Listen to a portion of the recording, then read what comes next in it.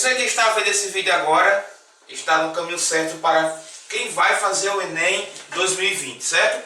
Eu vou estar trabalhando com vocês durante essa aula, mostrando de forma cronológica fatores histórico-filosóficos, ok? Eu sou o professor Reginaldo Guedes e essas são as minhas dicas para o Enem 2020, certo? A primeira coisa que eu queria que vocês observassem é a questão da distração e a questão do foco. Distração e foco. É duas coisas essenciais que você tem que ter maior cuidado para você que vai fazer o Enem agora no ano de 2020, ok? De antemão já quero adiantar, você que ainda não é inscrito no canal, que está vendo esse vídeo agora, se inscreva no canal TV SI Lordão, certo? Tudo que funciona dentro da escola SI Professor Lordão, em Picuí, na Paraíba, a gente mostra ao mundo. Então você é convidado a se inscrever, a dar o joinha aqui, ó, embaixo no vídeo, certo? Se inscreva, deixe seu comentário, ok? Toda a produção é feita pela equipe da escola, pelos professores, coordenação pedagógica e, sobretudo, pelos alunos, ok? Então lembrar, foco, sem distração, Enem 2020, essa é a sua vez, ok? Lembrando, para você que já fez o Enem e não conseguiu o curso que você queira, essa é a oportunidade. Então você vai somando aí gamas de informações para fazer um bom Enem agora no ano de 2020, ok? Então vamos começar aí trabalhando a questão de dicas para o Enem 2020. E eu falei para vocês, nada de distração. Isso aqui é o quê? Isso aqui é um funil que está nas minhas mãos. O que é que esse funil tem a ver com filosofia? Muita coisa, ou nada, não sei. Então, fora, vamos descartar ele, ó. Distração, gente, ó. Pode ser que no início do vídeo você está pensando, e para que serve aquele funil que o professor está mostrando? Você já estava se distraindo. Então, possa ser que no seu momento de estudo tenha alguma coisa que tenha distraído você. Então, cuidado, viu, com as distrações. Então, vou eliminar aqui o funil. Ele não tem nada a ver com a aula, ok? Ele só quis distrair você e talvez tenha conseguido. E esse não é o foco da aula de distração unicamente. É dizer que a distração é algo totalmente negativo e que você tem que ter foco. Foco sim é positivo. Vamos lá? Então vamos aos nossos conteúdos. Ok, galera. Surgimento da filosofia. O surgimento da filosofia, ela parte aonde dá explicações de tudo que existia no universo, era através dos mitos. E os mitos, eles começam a ser cada vez mais questionados. Os mitos geram a dúvida. E a partir do momento em que os mitos geram dúvidas e que através de suas explicações míticas eu não consigo explicar a constituição do universo, a partir do momento que surgem os questionamentos, é aí que nasce a filosofia. E a filosofia não é coisa de hoje em dia, mas é uma coisa que esteve sempre presente na história da humanidade, ok? Então, os mitos, sempre presentes na história da humanidade, começam a ser questionados. Nasce então aí o nascimento, né, o reflorescimento da filosofia, lá com os pré-socráticos. É o que a gente vai estar vendo, certo? Então as explicações míticas, ela não tem usos, né? Não temos aí a questão do uso com base científica, não pode ser comprovada, então ela começa a ser tida como um descarte pela sociedade.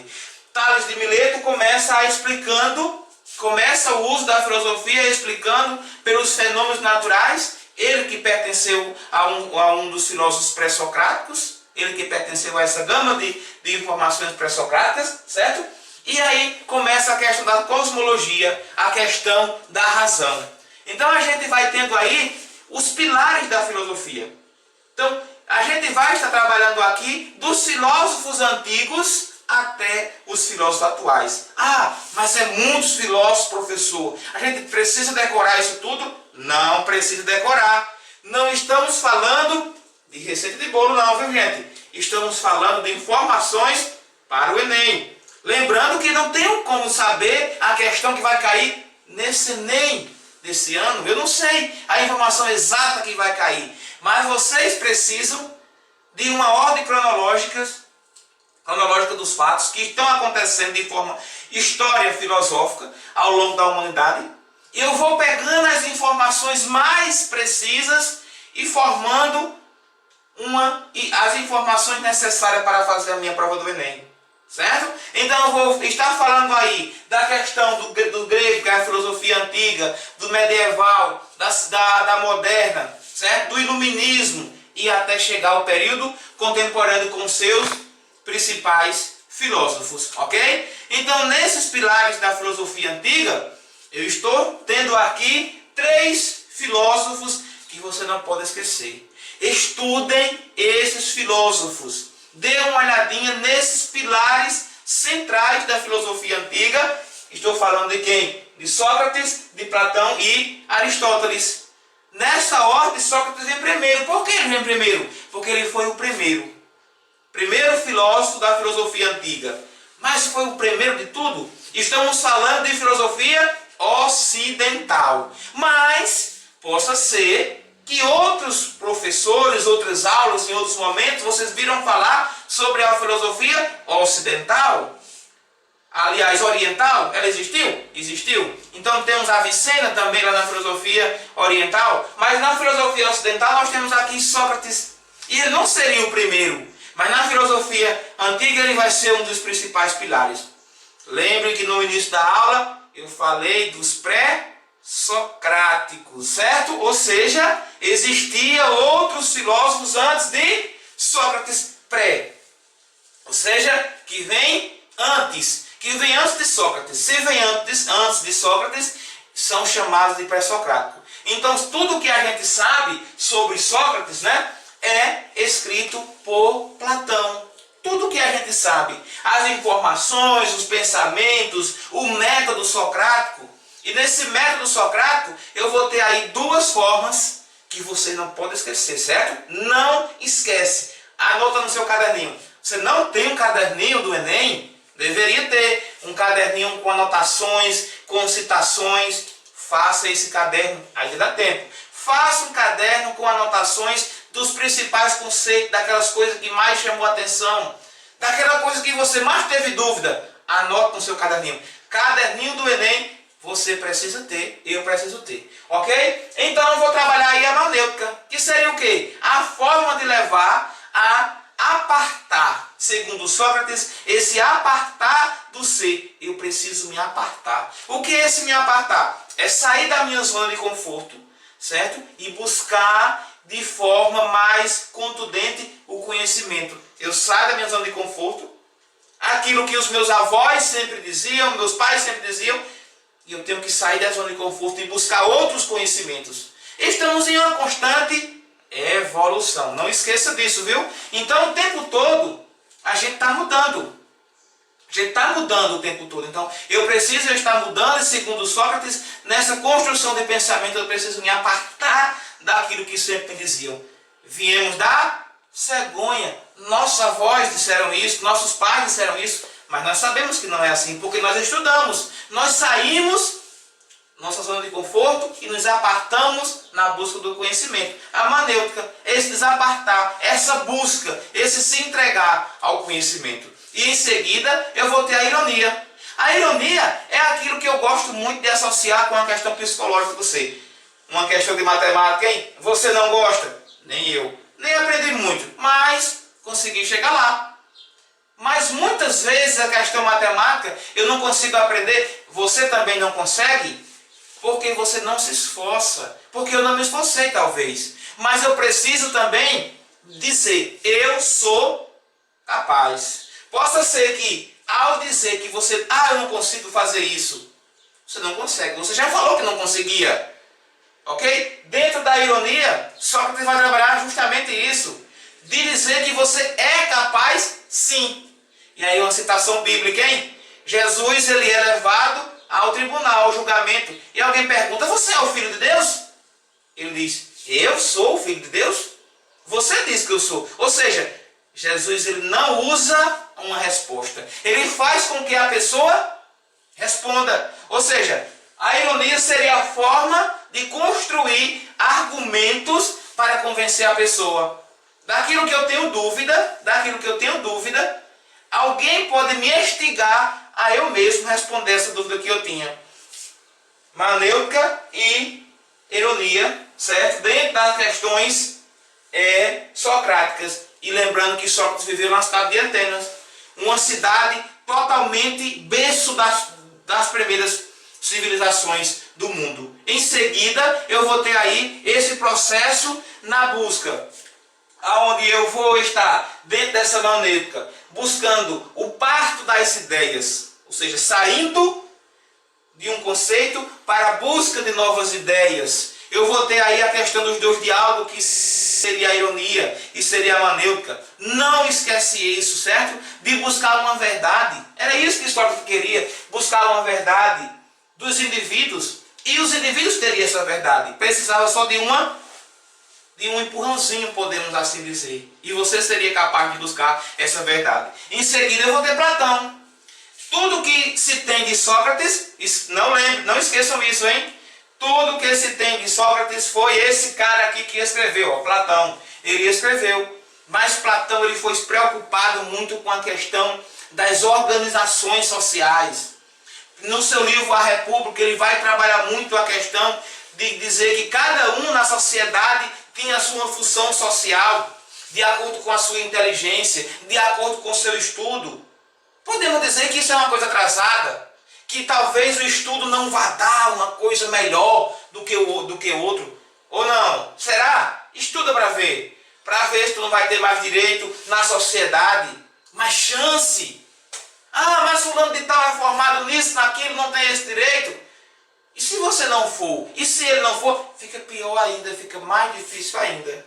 Ok? Então o que a gente quer dizer é nessa preocupação de Platão, na busca da essência, certo? Na busca da essência, e ele vai trabalhar a questão de suas metas materiais e espirituais, certo? Então a gente vai trabalhar essa questão da sensibilidade, né? Ele vai trabalhar a questão dos mundos, né? Do mundo metafísico e do mundo físico, do mundo sensível, aquilo que se acaba, né? Aquilo que se acaba, e do mundo inteligível, aquilo que não tem fim. O seu pensamento, um espírito, a sua alma é inteligível, não tem fim. A sua vida é sensível, tem fim. Você deixa de existir materialmente, mas espiritualmente você continua vivendo num pensamento das pessoas às quais você ama ou você é amado. Então essa questão, não esqueça esse mundo sensível e inteligível de Platão.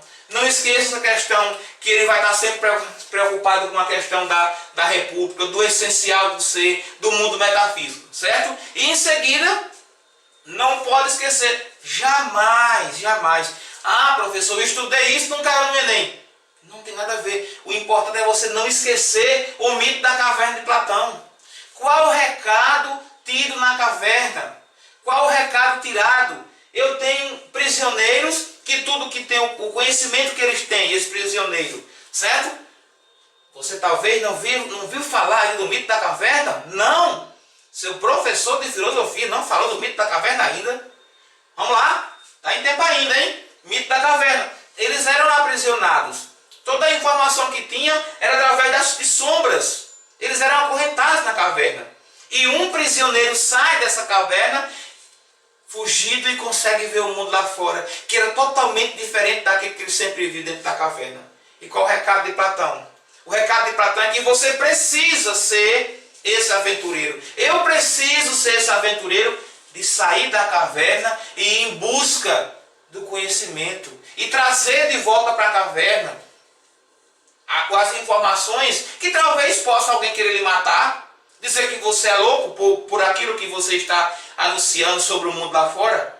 Mas isso não é importante. O importante é você se descobrir, é você ter a interação com a sociedade, é você buscar novos conhecimentos. É esse o recado que a gente vai tendo no mito da caverna. Em seguida eu vou ter aí Aristóteles, que discorda muito do seu mestre, que foi Platão. Sócrates, Platão e agora Aristóteles, viu? Estou falando de forma cronológica. Então, ele vai ter a questão da experiência, como a questão da conclusão, a questão da lógica, a questão da matemática. Os primeiros resultados de que a partir desse momento eu começo a me moldar usando a lógica a meu favor.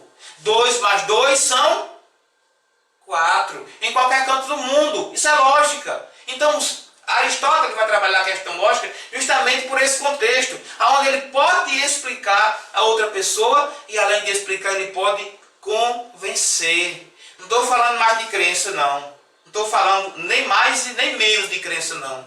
Ok? Porque crença ainda vai falar lá na frente, na filosofia medieval. Então, vamos falar agora de pensamento lógico. É isso que vai defender Aristóteles. Ok? Então, a gente vai partindo agora para o segundo período da filosofia, período medieval. Filosofia medieval, certo? E eu coloquei aqui fé. Fé por quê? Porque é uma questão, gente, eu deixo ali a lógica e na filosofia medieval eu vou entender, eu vou levar ao conhecimento através da minha fé. Ou eu tenho fé ou nada me adianta, certo? É entendido por alguns como o período das trevas. É resumido para alguns como um período em que tudo foi ilusão, em que se resumiu na Inquisição, nas mortes, na prisão de Galileu, certo? Na Reforma Protestante, naquelas brigas da Reforma Protestante. Não, não é só isso que a Igreja Católica fez naquela época. Não estou defendendo, hein?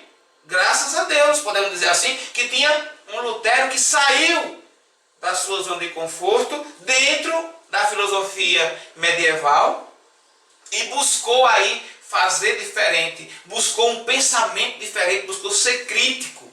Olha aí, certo? Então a crítica como ela é importante. Então eu vou ter aí esse período, e esse período é dividido aí, estamos falando de 10 séculos, gente, é muito tempo, do século V ao século XV é muito tempo, certo? Onde vai se expandir, vai se consolidar o cristianismo ocidental. A queda do Império Romano, agora começam a expansão do cristianismo, com a questão dos reis ajudando a essa sociedade, certo? Essa sociedade entendida como a sociedade medieval, a filosofia medieval, é quando surgem as primeiras escolas, né? A inspiração da filosofia clássica grego-romana, a união de fé e de razão. Eles não queriam esquecer nada de conhecimento da razão.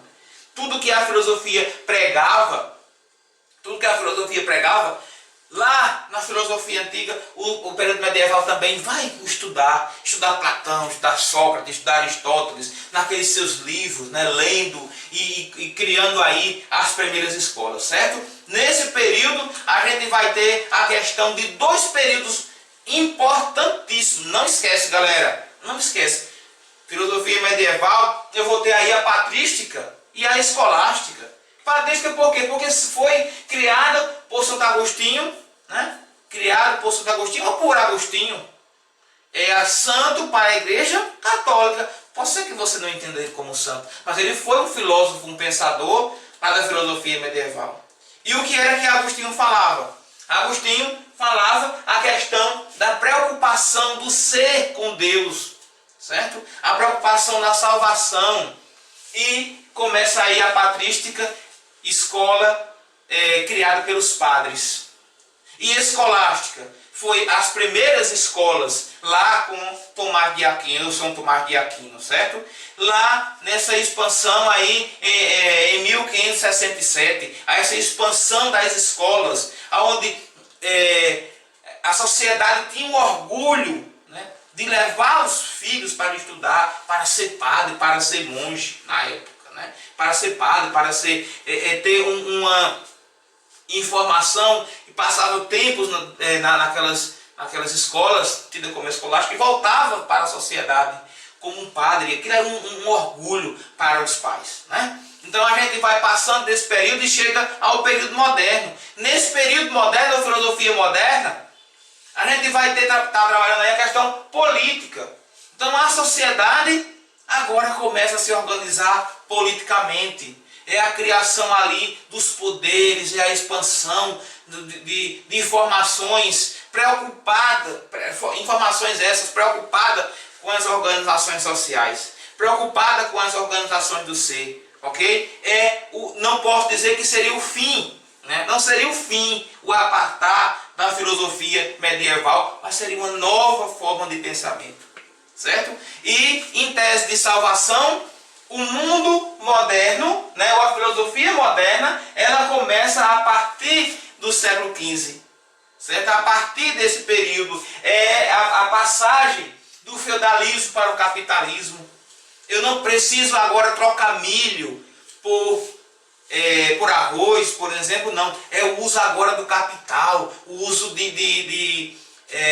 o surgimento da burguesia. Eu posso juntar meu dinheiro para comprar aquilo que eu quiser. A expansão do capitalismo, que para alguns mais tarde, o capitalismo vai ser negativo, como para Descartes, certo?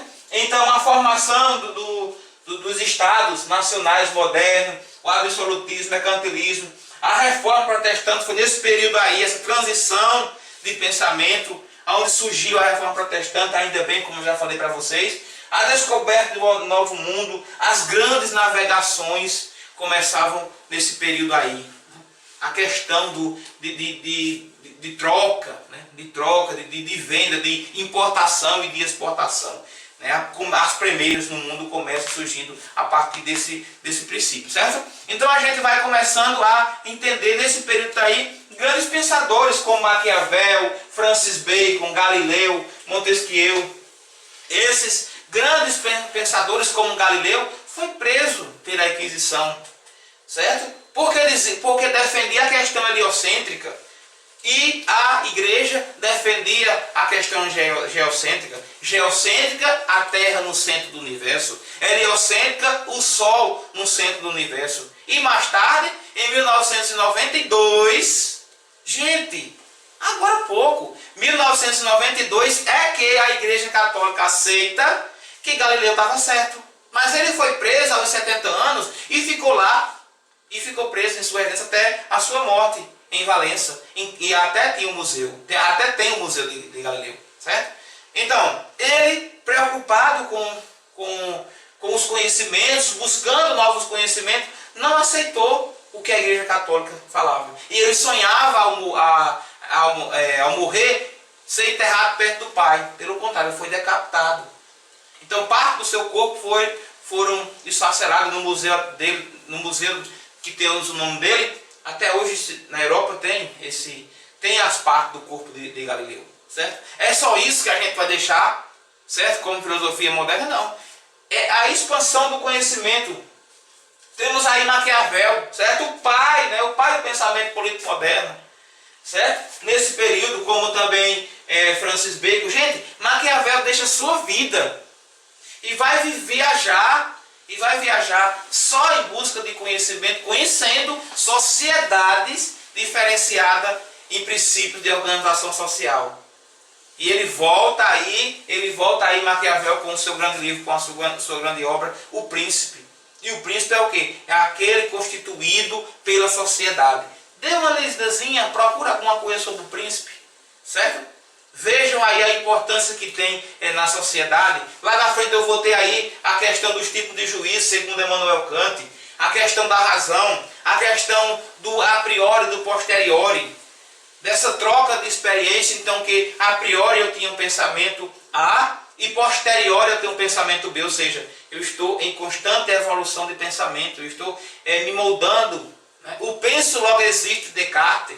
O pensar para Descartes era a prova da existência do homem. O penso logo existe de Descartes, né? Então ele dá origem aí à filosofia moderna, dentro de uma política, preocupado com a questão da sociedade não ser aprisionada nas mentes da época, mas que o homem conseguisse evoluir nas suas formas de pensamento. Aí eu chego no Iluminismo. O Iluminismo que seria agora o período, ou a Idade das Luzes. Se para alguns a filosofia moderna, a filosofia medieval, ou o período medieval foi tido como Idade das Trevas, o Iluminismo agora vem como a ciência, com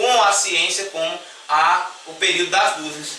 E o que seria esse período das luzes? Seria a busca de informação para o crescimento da sociedade. Lá na filosofia antiga, eu buscava para o meu intelecto, para o meu crescimento espiritual, os deuses, certo?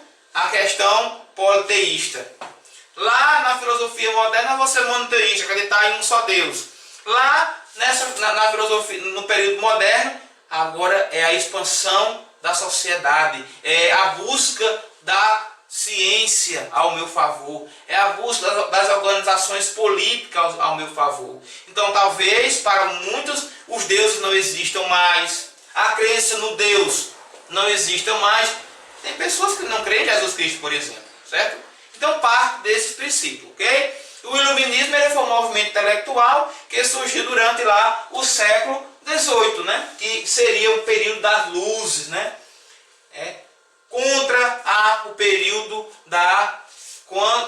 período da idade das trevas, podemos assim dizer. E nesse período aí é surgido grandes movimentos com a liberdade, igualdade e fraternidade. Aquilo que é tratado nas grandes revoluções, aquilo que é apresentado na Revolução Francesa, por assim dizer. E aí eu chego ao período contemporâneo. Nesse período contemporâneo é o surgimento das grandes revoluções, como eu já falei, vou repetir agora, com o surgimento da Revolução Francesa, com a expansão da Revolução Francesa, com a queda do Muro da Bastilha. Não sabe?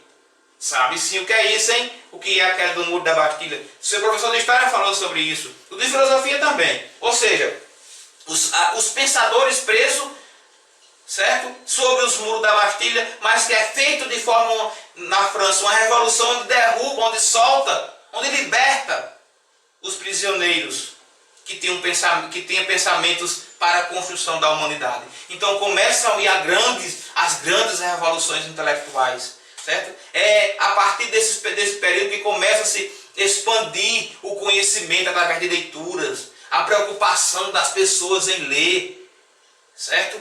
Em ensinar os filhos a ler, a troca de conhecimento através da leitura. Então a filosofia contemporânea ela vai estar voltada com um marco lá em 1789, como eu já falei. Terceira vez estou repetindo. Por que tanto isso? Revolução Francesa. Pela importância cultural, pela importância intelectual que teve a Revolução Francesa, certo? Então nesse período foi considerada a questão do capitalismo, a questão industrial, as grandes indústrias, o início da industrialização social, certo? Do ser na sociedade. Então lá na frente, vendo esses fatos cronológicos da filosofia, eu tenho aí a questão das 4 causas da construção do conhecimento. Então eu tenho a causa material, a causa formal, a causa eficiente e a causa final. Não esquece essas causas. Isso é importante para a construção do seu pensamento. E quando você estiver tratando sobre filosofia, estudando para qualquer coisa que seja para o Enem ou não, mas claro que você está vendo porque você vai fazer o Enem, né? Então você olhe a ordem cronológica, o que cada filósofo está defendendo, o que cada um quer dizer com a sua fala, o que é que ele quer defender, de acordo com o tempo, certo? Então a causa material seria a matéria-prima, certo? De que é feito, no caso aí a gente usou o exemplo da madeira. A madeira que vai tratar de uma forma formal. Qual a forma formal da madeira? Seria a cadeira de madeira. E quem vai ser o eficiente, a causa eficiente? Quem transforma, quem é o autor, certo? E aí eu vou ter o carpinteiro. E qual é a essência disso, né? Qual é a essência disso? A essência que é a forma, mas eu vou transformar esse ato, né, através do ator, e eu vou ter a causa final. É a forma de quê? Qual é o meu objetivo final? É o assento. Então você pode também pegar outros exemplos na sociedade, pegar sobre a sua vida e tratar dessas causas da construção do conhecimento, da causa material até chegar à causa final. E recapitulando, lá no período moderno, a gente não pode deixar de ver aí, não deixar de passar para vocês a questão de Montesquieu e a divisão dos 3 poderes, certo? o executivo, o legislativo e o judiciário. Nessa divisão, qual a preocupação? A preocupação de Montesquieu nesse período é de deixar você aparentado de acordo com a sua necessidade, para que constituído, né, de acordo com a constituição de cada sociedade, cada ser humano buscasse também os seus direitos, não só dever, mas também os seus direitos, certo? Isso é o que seria o mais importante para a sociedade. A gente não pode esquecer desses pequenos detalhes, certo? Então seria assegurar os direitos das cartas magnas, como nós temos a nossa carta magna, que é a nossa Constituição, certo? Então seria a expansão desse conhecimento. Então o que seriam esses três poderes? O executivo, legislativo e judiciário. Quem é que exerce essas funções, né? Para que serve, né? Talvez a gente não saiba, mas o presidente da República, governadores do estado e prefeito são os poderes executivos. E seguindo aí dos legislativos, né? Que seria quem? Senadores, deputados federais e estaduais, deputados estaduais no Distrito Federal, e nos municípios, nossos vereadores. Estamos vivendo em uma democracia. E lá temos aí o judiciário, que seriam os juízes nas diversas instâncias do ambiente da justiça, ou seja, diversas várias da justiça, né, como o direito do trabalho, o criminal, então várias esferas, né? Aqui a gente está vendo aí de forma mais abrangente, legislativo, executivo e judiciário. Você não pode fazer o Enem sem ver, sem tratar, sem se aprofundar nesse assunto, certo? Deputados federais, senadores, deputados estaduais e vereadores, o legislativo, executivo, o presidente, governadores e prefeitos e o judiciário, o Supremo Tribunal Federal, os tribunais estaduais e também os juízes, certo? Então, gente, a gente chega aí à questão da república também, da questão da organização social, que seriam os tipos de governo. Né? Nós temos a nossa Constituição, nós temos a nossa democracia hoje, mas isso não é algo de hoje. Temos hoje, mas não é algo criado hoje. Isso foi trabalhado ao longo do tempo, com a preocupação, dentro de pensamento, de grandes pensadores que constituíram, que buscaram uma forma de justiça para a sociedade, certo? Que de certa forma fizeram com que cada um de nós fôssemos o que nós somos hoje, dentro de uma esfera de pensamento, dentro de uma república. O que é uma república, né? Então viver aí, não viver mais numa questão monárquica, mas numa questão republicana. Que importância tem a república? Que importância tem a democracia? Né? O seu direito de votar, por exemplo, o direito de fazer sua escolha, o direito de escolher o seu representante, ou o direito também de você ser o representante de sua comunidade, de sua cidade, de seu bairro, de sua região, do seu estado, do seu país, certo? Isso aí é tido pela República como uma forma de organização social, como um regime de organismo, de membros, onde cada um colabora do seu jeito, ok? Então, aqui a gente vai ter a questão da ética. Fulano é antiético. O que é antiético? Eu preciso entender os pilares da ética, o que impõe a questão do animal político, ou seja, o homem como ser natural, mas eu preciso também me organizar e respeitar a função de outras pessoas, respeitar o direito de outras pessoas para que eu não fira a ética de outra pessoa, certo? E dentro da ética eu vou responder aqui, e o filósofo Mário Sérgio Cortella, né, o qual eu tenho uma grande admiração, sempre vejo os vídeos dele e sempre leio os livros dele, é importantíssimo, vivo, atuante na sociedade. Ele vai trabalhar a filosofia e nós com isso. Dentro desse livro ele vai trabalhar aí os princípios da ética e de uma forma bem mais tranquila para a gente compreender a questão dos valores: quero, posso e devo. Eu tenho que fazer, para eu cumprir a ética, eu tenho que fazer todas essas três perguntas, e todas as perguntas têm que ser positivas. Se uma for negativa, não é ética. Eu posso fazer isso, certo? Eu quero fazer isso, eu posso e eu devo. Porque tem aquelas coisas que eu, né, nem tudo que eu quero eu posso, né? Nem tudo que eu posso eu devo, e nem tudo o que eu devo, eu quero. Então, eu tenho que ter as três coisas para eu não ferir uma ética. Então, ética você tem que levar por duas esferas. A particular, que são aquilo que você pratica dentro de sua casa, e tem a ética coletiva. A ética coletiva é aquela que está abrangindo a sociedade. É aqueles princípios que eu vou estar ferindo os terceiros, ok? Então lembrar desses pressupostos, lembrar dessas questões intelectuais voltadas para a ética e a sua importância na sociedade. Pessoal, essa foi a minha dica, né, para o Enem 2020. Deixe lá o seu comentário. Vou deixar aqui embaixo, certo, do vídeo aqui, o link para você seguir nas redes sociais, no Facebook. Temos o Facebook, temos o Instagram, né, e temos o canal da TV SI Lordão, certo? Então quero agradecer a você que assistiu esse vídeo até o fim. Boa sorte, bons estudos. Não esqueça, foco, certo? E as distrações na hora de estudar, cancela as distrações, certo? Então tenham cuidado com as distrações, desliga o telefone, vai estudar, desliga o Wi-Fi, vai só ver o vídeo, vai tentar o máximo possível não se distrair, e foco e boa sorte. Deixa o seu joinha lá aí, valeu!